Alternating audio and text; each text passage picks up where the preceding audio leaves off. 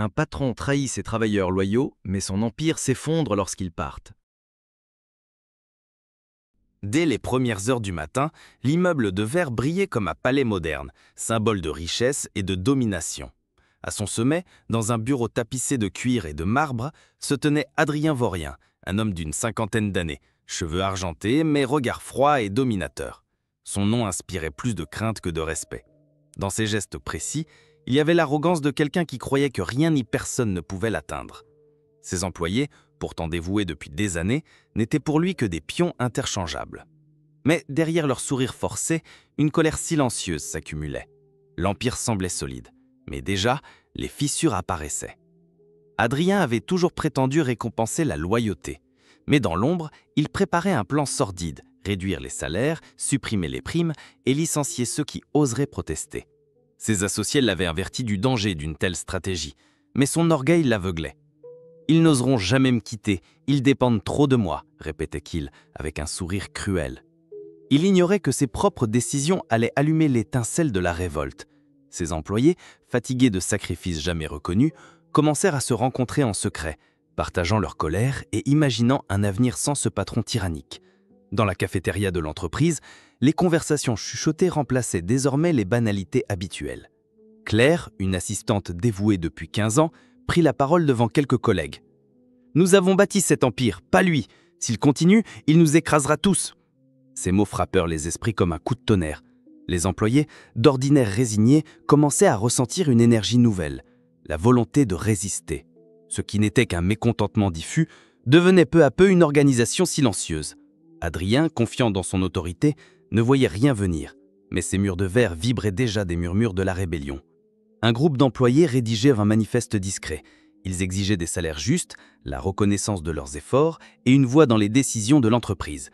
Ils prévoyaient de le présenter à Adrien lors d'une réunion prochaine. Mais déjà certains craignaient qu'il ne réponde par la brutalité et le mépris. « S'il refuse, nous partirons tous », déclara Marc, l'ingénieur en chef. Cette phrase résonna comme une promesse silencieuse. Dans l'ombre, l'idée d'un exode collectif se formait. Le patron arrogant ne le savait pas encore, mais son empire reposait sur une poudre prête à exploser. Adrien convoqua une grande réunion, persuadé qu'il allait écraser les rumeurs d'insatisfaction.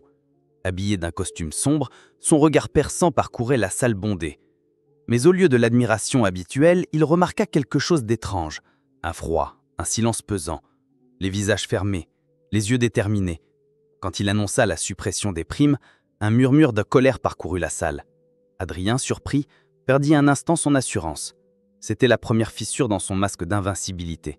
Il venait, sans le savoir, d'ouvrir la porte à la rébellion qui le détruirait. Le lendemain de la réunion, un premier choc frappa Adrien.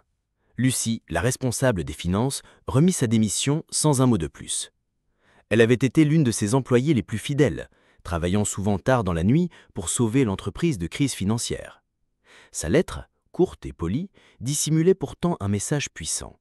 « Je ne peux plus cautionner vos méthodes. » Adrien haussa les épaules, persuadé qu'elle reviendrait. Mais ce départ n'était pas isolé. D'autres préparaient déjà leur sortie. Comme un château de cartes, son empire commençait à perdre ses piliers invisibles. Chaque départ silencieux affaiblissait les fondations de son pouvoir. L'annonce de départ de Lucie circula comme une traînée de poudre. Dans les couloirs, les employés se jetaient de regards complices, des sourires discrets. Chacun comprenait que l'impossible devenait envisageable. Quitter l'homme qui les avait asservis. Claire et Marc organisèrent une rencontre secrète dans un café du centre-ville. Autour d'une table, ils dressèrent une liste des compétences de chacun et imaginèrent un futur projet commun sans Adrien. La peur cédait place à l'espoir. Adrien, trop préoccupé par ses profits immédiats, ne voyait pas que son pouvoir se vidait de sa substance. Il croyait régner sur des esclaves dociles, mais c'étaient des lions qu'il avait enfermés trop longtemps. Adrien décida de montrer sa force. Il envoya un courriel sec à tout le personnel. « Ceux qui contestent ma vision n'ont pas leur place ici. » Il croyait imposer le respect, mais ce fut l'inverse. L'arrogance de son message confirma aux employés que leur patron ne changerait jamais. Les départs se multiplièrent, d'abord les plus courageux, puis ceux qui hésitaient encore. Adrien refusait d'y voir une menace, persuadé que l'entreprise pouvait fonctionner sans eux. Mais chaque bureau vide, chaque poste non remplacé réduisait son empire. En silence. Il ne contrôlait plus qu'une coquille fragile, sans en avoir conscience. Les premiers clients remarquèrent la différence. Des projets retardés, des dossiers incomplets, des erreurs inhabituelles. Les partenaires de longue date commençaient à douter de la stabilité de l'entreprise. Lors d'une réunion avec des investisseurs, Adrien, pour la première fois, resta sans réponse. Lui qui se vantait d'avoir toujours une solution, resta muet, conscient que ses meilleurs stratèges avaient déjà claqué la porte. Son visage trahissait une inquiétude qu'il n'avait jamais montrée auparavant. Les murs de verre de sa tour n'étaient plus un symbole de puissance, mais une cage qui reflétait sa chute imminente. Pendant qu'Adrien se débattait avec ses illusions, ses anciens employés scellaient leur avenir. Ils signèrent un pacte, créer une nouvelle entreprise basée sur la coopération et la reconnaissance. Chacun apporterait ses compétences et ensemble, ils bâtiraient ce qu'Adrien avait détruit. L'enthousiasme renaissait, Marc parlait avec passion des innovations possibles, Claire rédigeait déjà les principes de leur futur code d'éthique et Lucie préparait un plan financier solide. Ce qui n'était au départ qu'une fuite devenait une renaissance. Adrien avait perdu leur corps, mais il avait surtout perdu leurs esprits. L'empire qu'il avait trahi venait de renaître ailleurs, plus fort et plus uni. Au fil des semaines, l'immense bâtiment autrefois animé se transforma en désert. Les bureaux restaient vides, les couloirs résonnaient du silence et les lumières restaient éteintes dans des étages entiers. Adrien errait dans sa propre tour comme un roi sans royaume. Son arrogance l'empêchait encore de comprendre. Il se persuadait que les employés partis n'étaient que des faibles incapables de supporter la rigueur. Mais en réalité, il sentait le froid de l'abandon. Les quelques employés restants n'étaient là que par nécessité, les yeux fuyants, les gestes lents. L'empire perdait son âme, et Adrien ne voulait pas voir que le vide n'était que le reflet de son propre échec. La perte des employés fidèles entraîna inévitablement la colère des clients.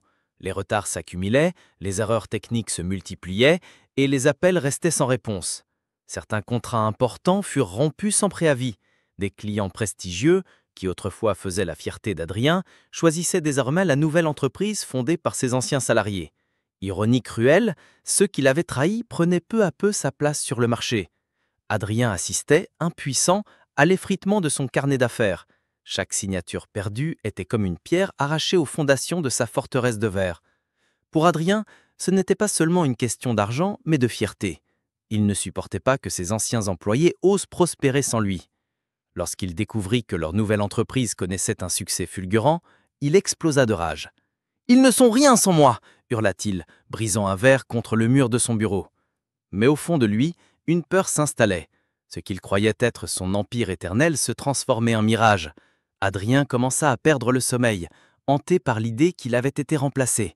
L'arrogance qui l'avait rendu puissant devenait une chaîne qui l'étranglait. Même ses associés, longtemps silencieux, décidèrent de l'abandonner. Voyant que l'entreprise sombrait, ils vendirent leur part et se retirèrent.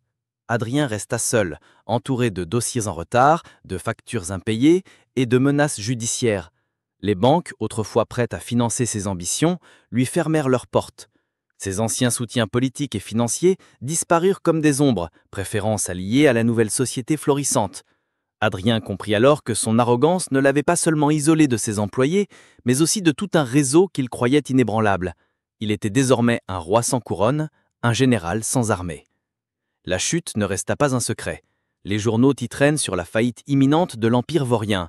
Les médias racontaient avec jubilation comment les employés trahis avaient bâti une entreprise prospère, tandis que leur ancien patron s'enfonçait dans les dettes. Les images de la tour vide, filmées par des drones, circulaient sur les réseaux sociaux comme un symbole de la justice du destin. Adrien, jadis admiré et craint, devint la risée publique. Les mêmes personnes qui tremblaient devant lui parlaient désormais de son arrogance comme d'une leçon à ne jamais oublier. Le monde entier assistait à sa chute. Même au bord du gouffre, Adrien refusait de reconnaître ses fautes. Il répétait inlassablement que ses employés étaient des ingrats et que le monde des affaires était injuste. Dans son bureau désert, il parlait parfois seul, comme s'il cherchait à se convaincre que tout cela n'était qu'une tempête passagère. Pourtant, les chiffres ne mentaient pas. Les dettes s'accumulaient, les comptes bancaires s'asséchaient, et chaque jour apportait une nouvelle lettre d'huissier. Adrien ne combattait plus pour sauver son empire, mais pour sauver l'image qu'il avait de lui-même. Mais l'orgueil ne paie ni les factures, ni les loyers. De l'autre côté de la ville, ses anciens employés suivaient son effondrement avec un mélange de tristesse et de soulagement. Certains se souvenaient encore des humiliations subies, des longues nuits de travail sans reconnaissance, des promesses jamais tenues. Ils n'avaient pas cherché sa destruction, seulement leur liberté. Mais en voyant Adrien sombrer, ils comprirent que le destin avait rendu justice. Claire, en relisant leur pacte, déclara « Nous n'avons pas détruit son empire, c'est lui qui l'a brisé de ses propres mains. » Ces mots résonnèrent comme une vérité simple et irréfutable. Finalement, la tour de verre fut saisie par les banques. Adrien assista impuissant à la vente aux enchères de ce qu'il croyait être son royaume éternel. Ses voitures de luxe disparurent, ses appartements furent vidés et il resta seul, réduit à un homme sans fortune. Mais ce n'était pas la pauvreté matérielle qui l'écrasait le plus, c'était la certitude d'avoir perdu son pouvoir, sa gloire, et surtout le respect de ceux qui l'avaient méprisé. Il avait bâti sa vie sur l'arrogance, et cette même arrogance l'avait condamné. Pendant ce temps, la nouvelle entreprise de ses anciens employés prospérait. L'atmosphère y était différente, pas de peur, pas de tyrannie, mais un esprit de collaboration. Chacun avait une voix et chacun était respecté. Les clients, séduits par cette éthique nouvelle, affluaient. Marc développait des projets innovants, Claire guidait les équipes avec bienveillance et Lucie veillait à une gestion transparente. Leur succès n'était pas seulement économique, il était moral.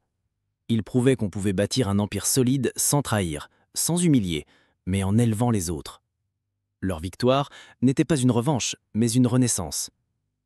Assis sur un banc, loin de sa tour disparue, Adrien observa un groupe d'employés de sa nouvelle rivale entrer dans un café, riant et discutant. Il comprit enfin, trop tard, ce qu'il avait perdu. Pas seulement une entreprise, mais la loyauté, la confiance et le cœur des gens. Son arrogance avait été son poison, et le monde n'en garderait qu'un souvenir amer, celui d'un homme qui croyait être un roi, mais qui n'était qu'un tyran. Ainsi se termine l'histoire du patron arrogant, détruit par sa propre fierté. Si cette histoire vous a captivé, abonnez-vous pour découvrir d'autres récits remplis de suspense, de leçons et de justice inattendue.